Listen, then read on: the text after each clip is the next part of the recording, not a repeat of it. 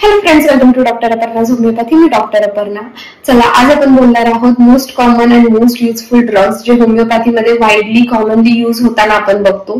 तर सगळ्यात पहिला ड्रग असणार आहे अकोनाइट नॅपलस. येस, अकोनाइट नॅपलस हा प्रत्येक मटेरिया मेडिकाच्या पहिल्या पानावरती येणारा ड्रग आहे. तर अकोनाइट नॅपलसची वैशिष्ट्य की नोट्स बघूयात. ह्याच्यामध्ये इंटेन्सिटी प्लस सडननेस असतो. सडननेस आणि इंटेन्सिटी इतकी तीव्र, म्हणजे जे आपण म्हणतो तीव्र प्रमाण. जर सपोज एखादी घटना घडली जी फार दुःखदायक आहे किंवा धक्कादायक आहे, अशामध्ये ह्यांचा आजार वाढला जातो. सडन ऑनसेट असतो किंवा अक्यूट ऑनसेट आपण ज्याला बोलू शकतो, आणि ह्याची तीव्रता फार असते. जास्त तीव्रता असल्यामुळे पेशंट हा अस्वस्थ होऊ शकतो. अस्वस्थ झाल्यामुळे घाबरणं किंवा धडधड वाढणे अशा गोष्टी ह्यामध्ये आपल्याला बघायला भेटतात. ज्याला स्वतःच्या मरणाची भीती आहे आणि हा स्वतःच्या मरणाचा टाइम सुद्धा दाखवू शकतो. समजा हा आज मरणार आहे, हा सांगू शकतो मी इतक्या इतक्या वाजता मरतोय, किंवा रात्री मरण येऊ शकतं किंवा सकाळी मरण येऊ शकतं, असा हा पेशंट अकोनाइट नॅपलस मध्ये आपल्याला बघायला भेटतो.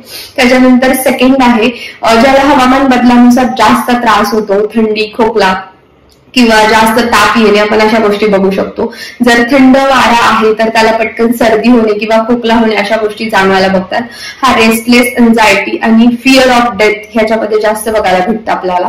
आणि एन्झायटीमुळे हा कुठेही जाऊ शकत नाही, घर सोडू शकत नाही, किंवा गेला तर त्याला वाटतं की मी रोड क्रॉसिंग करताना मरेल किंवा काही होतंय तर मी लगेच मरेल, अशा गोष्टी आपल्याला बघायला भेटतात. ह्याला ह्याचे पाल्पिटेशन जाणवायला चालू होतात. जसं की हा स्वतः सांगू शकतो माझी छाती धडधडती, रात्री त्याला छाती धडधडणे किंवा झोपेत श्वास बंद होणे अशा गोष्टी जाणवतात, किंवा मनगटांमध्ये आपण आवाज बोलू शकतो. सगळ्या गोष्टी ह्याच्या माइंड पासून चालू होतात. तो स्वतःच्या दुखण्याचा फार जास्त विचार करायला लागतो. स्वतःच्या मरण्याचा जास्त विचार करण्यामुळे त्याला सतत भीती वाटत असते आणि त्याच्यामुळे त्याचे आजार वाढत असतात.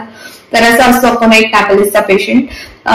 तर अशाच आपण नवीन नवीन सिरीज चालू करणार आहोत. प्लीज नक्की स्टे ट्यून राहा, आणि तुम्हाला कुठली माहिती पाहिजे असेल तर नक्की मला कमेंट करा, शेअर करा, लाईक करा आणि फॉलो करा. धन्यवाद.